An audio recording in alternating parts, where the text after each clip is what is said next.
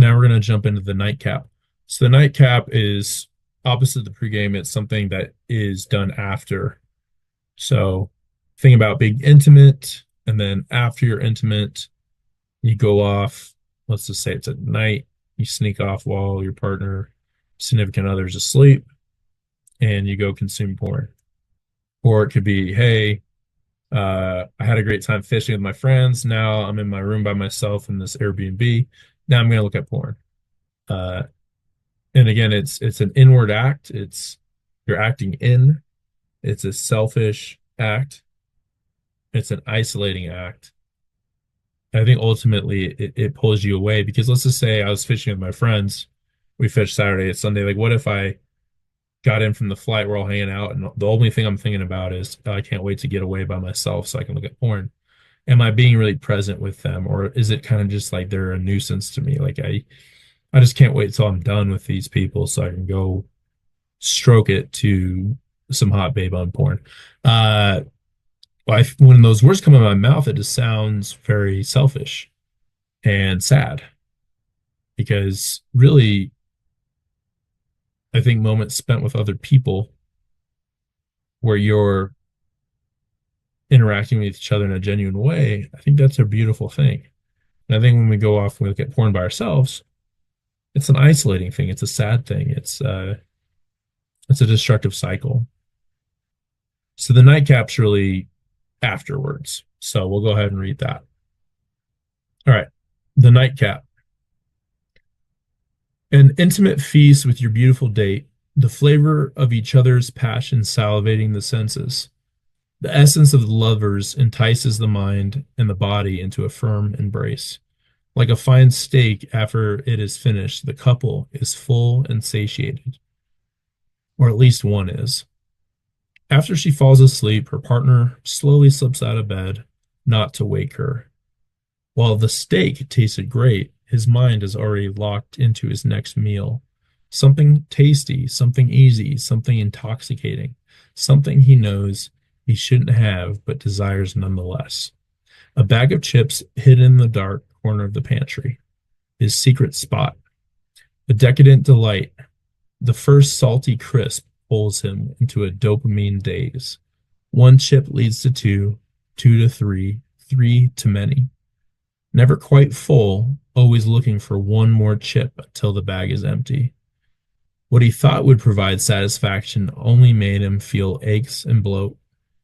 Shame slices at his heart as he knows that the experience with his woman was more than enough and should have been his last taste of flavor for the night. But the deed has been done, the pull of the potato chip too strong for his will. This is the last time, he solemnly swears. But he knows it is an empty promise. Like his deed, the empty bag is buried in a tomb of secrecy. As he gets into bed, feeling the regret of the meal, the only solace the man feels is that the chips are gone and that he can start fresh tomorrow without the pain of the truth to affect his partner's experience. After racing thoughts, the man succumbs to sleep. He wakes to an empty bed. Feeling the weight of last night's snack, he slowly lumbers to the door and opens it, seeing his woman. Her face is distraught and is swollen with tears, holding the empty bag of chips. You had crumbs on your shirt again. So obviously I'm using a metaphor, an analogy. I always kind of get them too mixed up. I need to, brush up on my English. But anyways, I'm using a comparison here, obviously, to eating junk food in the middle of the night after having a nice meal and how, yeah, that it's like, did it really need to happen? Did you really need that bag of chips? Did you really need to sneak off? If you're sneaking off to do something, that should tell you right there that it's not healthy. It's not a good thing. I think in our culture, I think almost we've glorified being secretive and getting our guilty pleasures. But I think in all reality, it's very destructive and it's very harming. And like the pregame, I think this one's just as bad. It's like we've experienced this great moment with another person, this intimacy, right, with our significant other, or just something that is a really amazing moment, something that should be cherished. And then we go ahead and we, instead of just riding on that good momentum and savoring it and being content, we need to feed that hunger that is really never satisfied, really, when you think about it. Like, I never really truly felt satisfied with porn. It's always has to be another time, always has to be something else, maybe something more provocative. And it's like a bag of chips when you think about it. Like, I can't personally, when I start a bag of chips, it's really hard for me to finish. I just don't have that self-control. Like, if I start with one chip, it's going to be, before I know it, I'm just like, I need to finish the bag. Like, I need to keep going because I'm not full and it tastes so good. I know it's bad for me, but I just can't stop. That's how I feel with potato chips. Guilty as charged. But I think the same thing is like with porn, is we just keep going, going, going, going, and then eventually those crumbs, right? The the breadcrumbs or the potato chip crumbs, right? It's going to be visible for who we're with. They're going to eventually find out through that by following the breadcrumbs. And they're going to say, there's crumbs on your shirt again.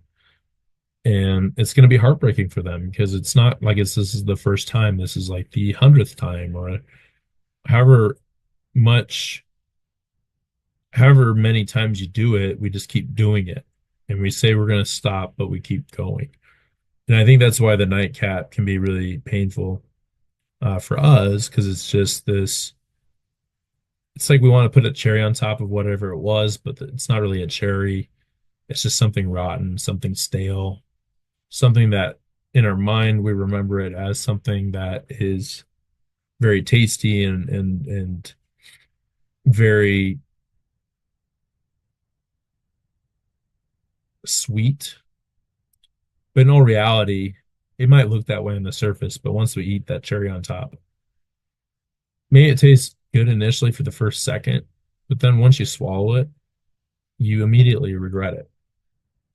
And it's going to come back to bite us at some point because the truth always comes out. So those are the first two articles, the pregame, the nightcap.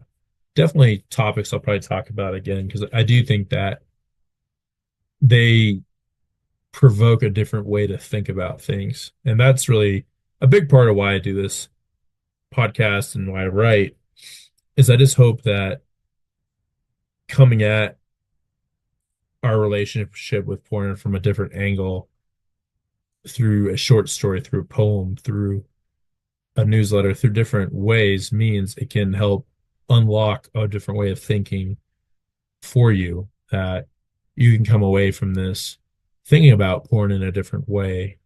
Because I know for me in my life, it took me it took me until close to 30 to really think about porn any differently. I just always had this preconceived acceptance, I suppose, of it, that, hey, this isn't good for me, but I can't really quit it. It's impossible. And I didn't really change my mind until I heard someone else talk about it in a different way. So hopefully this helps you. So last one before we wrap it up. So this is a very personal story. I'll probably elaborate on this one a little bit more. But this is actually something I wrote in my other Substack called Max Musings. And this Substack's really for me just to write about other things besides porn and addictions. Even though I write about other things on my Porn Free Millennial channel, Max Musings is just a way for me to write fictional stuff, just whatever